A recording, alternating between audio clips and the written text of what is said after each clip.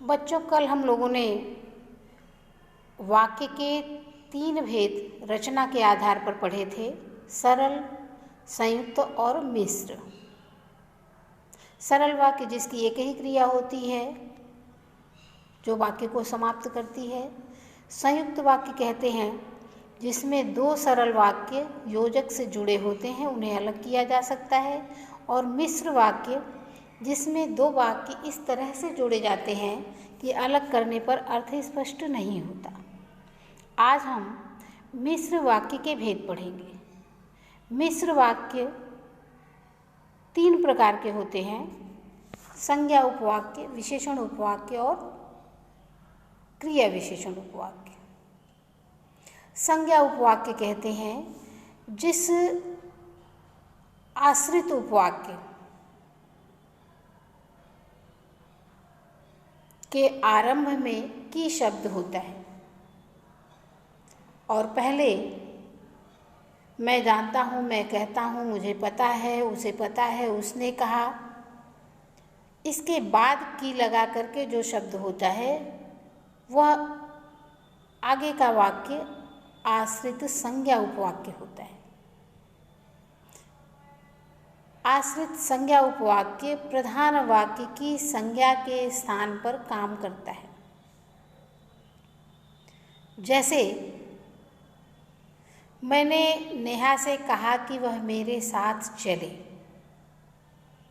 बच्चों, इस वाक्य में मैंने नेहा से कहा, यह वाक्य प्रधान है और वह मेरे साथ चले, यह वाक्य आश्रित है। दार्शनिक कहते हैं कि यह जगत मिथ्या है। दार्शनिक कहते हैं यह वाक्य प्रधान वाक्य है और जगत मिथ्या है, यह आश्रित है।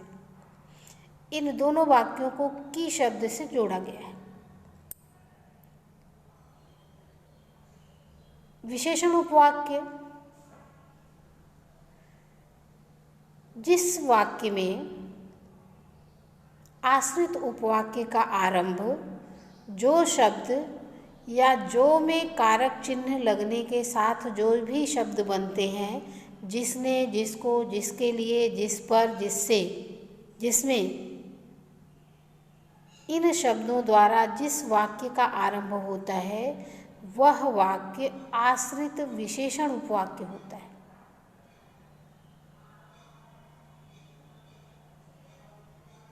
आश्रित वाक्य यदि प्रधान वाक्य की संज्ञा या सर्वनाम की विशेषता बताता है तो उसे विशेषण उपवाक्य कहते हैं।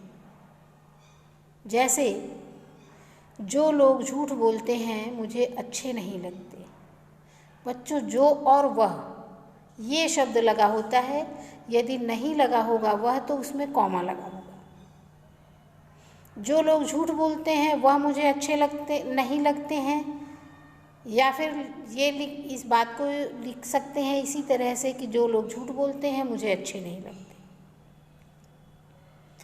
इस वाक्य में मुझे अच्छे नहीं लगते यह वाक्य प्रधान है और जो लोग झूठ बोलते हैं यह वाक्य आश्रित है। जो लोग, ये शब्द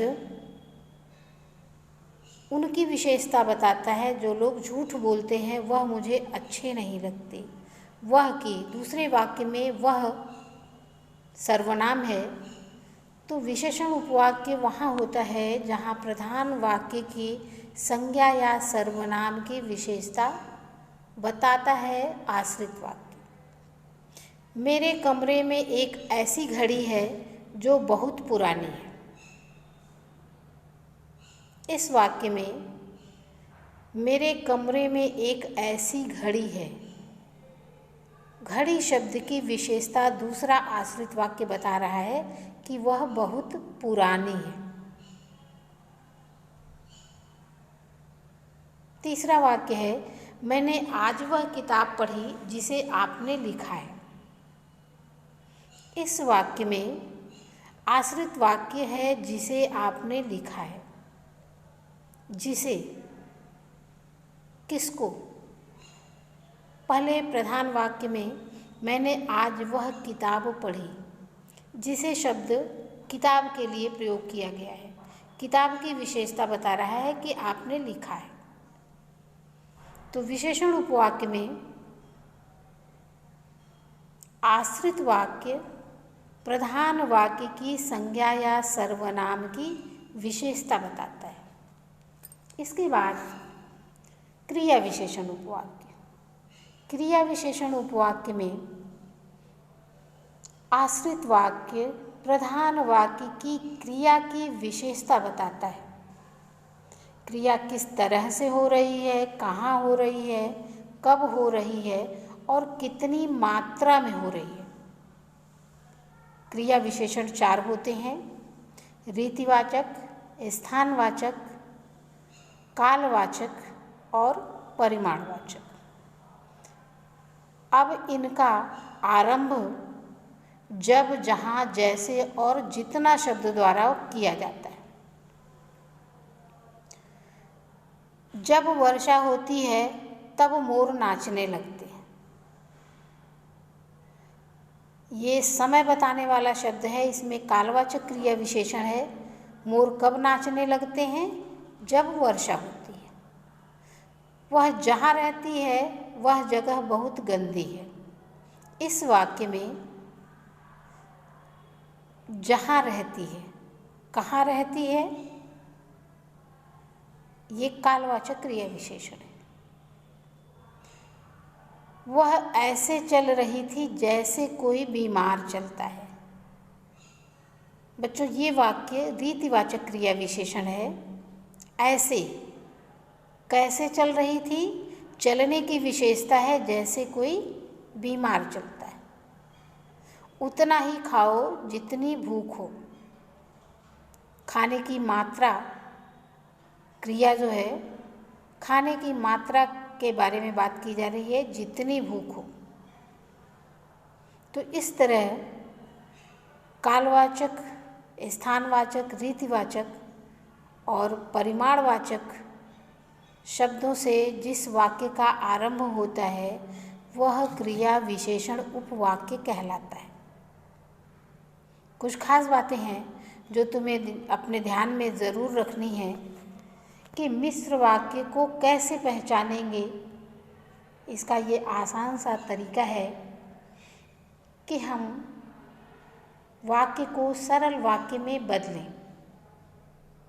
सरल वाक्य बनाने पर जिस वाक्य की क्रिया बदल जाती है वह वाक्य आश्रित होता है और जिस वाक्य की क्रिया नहीं बदलती है वह वाक्य प्रधान होता है।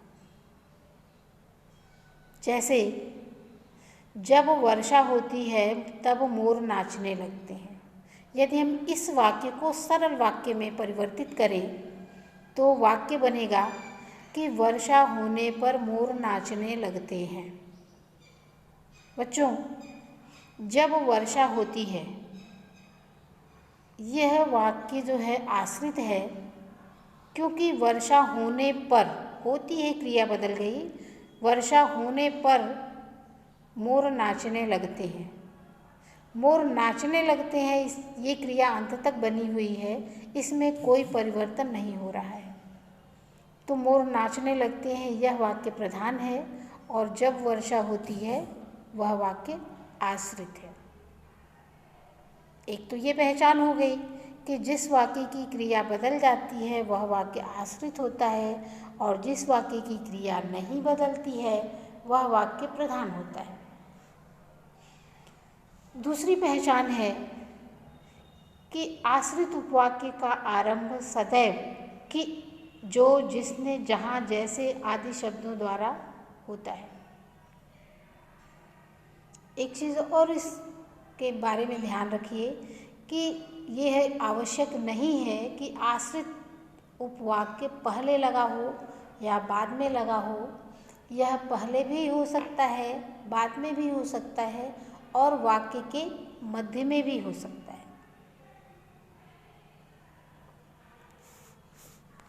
इस